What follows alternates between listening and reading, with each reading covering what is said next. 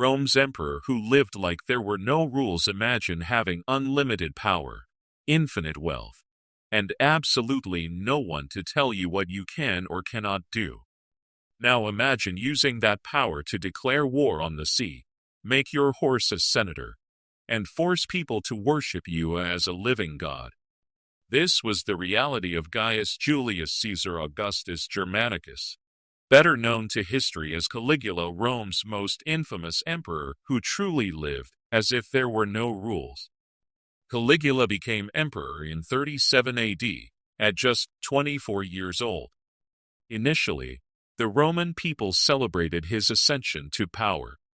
He was the son of the beloved general Germanicus, and had survived the paranoid reign of his predecessor, Tiberius.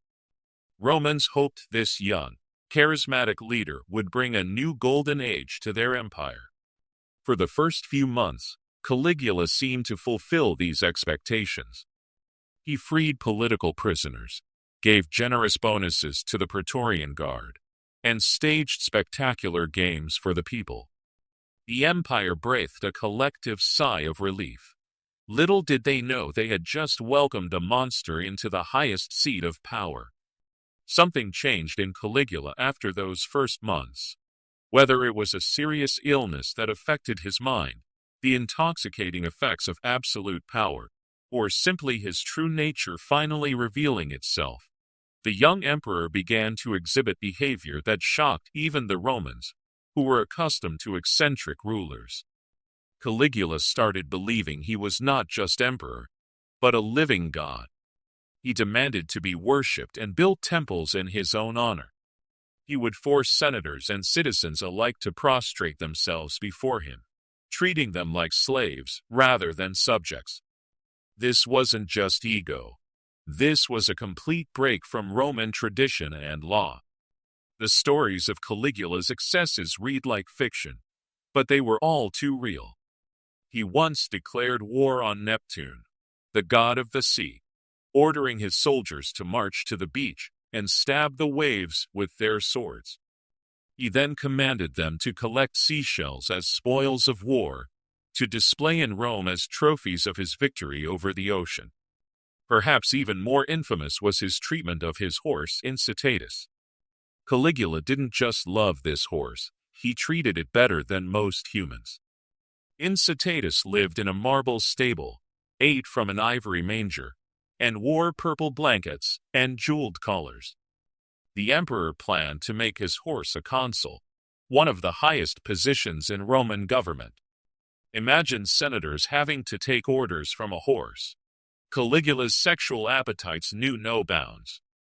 He openly committed incest with his sisters, forced married women to divorce their husbands to marry him temporarily, and then divorced them just as quickly. He would attend weddings uninvited and claim the bride for himself, regardless of social status or family connections. The gladiatorial games under Caligula became spectacles of unprecedented cruelty and waste. When he ran out of condemned criminals to fight in the arena, he would randomly select people from the crowd to fight to the death for his entertainment. He once had an entire section of audience thrown into the arena with wild beasts because he was bored. Caligula's building projects were equally extravagant and pointless. He constructed a temporary bridge across the Bay of Naples, stretching over 3 miles, just so he could ride his horse across it wearing Alexander the Great's breastplate. The project cost a fortune and served no purpose beyond satisfying his momentary whim. What made Caligula truly terrifying was his complete disregard for Roman law and tradition. He would execute people on a whim, confiscate property without reason, and change laws to suit his immediate desires.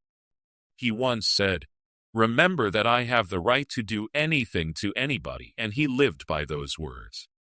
The emperor would force wealthy citizens to name him in their wills, then have them killed to inherit their fortunes.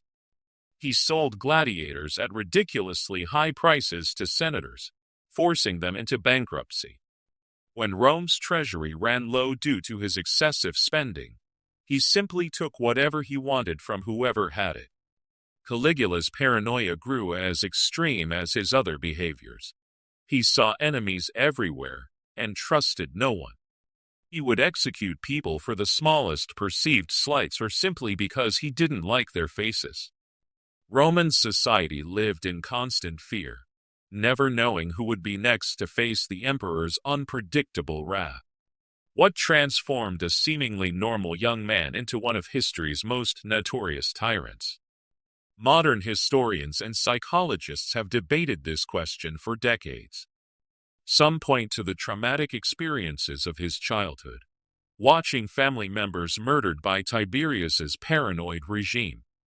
Others suggest he suffered from a serious mental illness that affected his judgment and impulse control. But perhaps the most likely explanation is simply the corrupting influence of absolute power.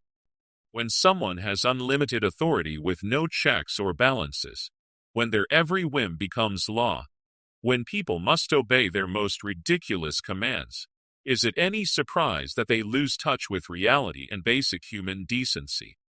Caligula had no senate that could overrule him, no constitution to limit his power, and no democratic process to remove him from office. The only thing standing between him and his desires was his own self-control, and he had none. Caligula's reign of terror lasted less than 4 years, but it felt like an eternity to the Roman people. His behavior became so erratic and dangerous that even his closest supporters began to plot against him. The Praetorian Guard, senators, and palace officials all had reasons to want him gone. On January 24, 41 AD, Caligula was assassinated by members of his own Praetorian Guard. The conspiracy involved dozens of people, showing just how universally hated he had become. When news of his death spread through Rome, people celebrated in the streets. The story of Caligula serves as a timeless warning about the dangers of unchecked power. It shows us what happens when someone believes they are above the law, above common decency, and above basic human morality. His reign reminds us why systems of checks and balances, constitutional limits, and democratic accountability are so crucial to preventing tyranny. Caligula lived like there were no rules because, for him, there truly weren't any. And in doing so, he showed the world exactly why rules, laws, and limitations on power are not just important, they are essential for maintaining civilization itself.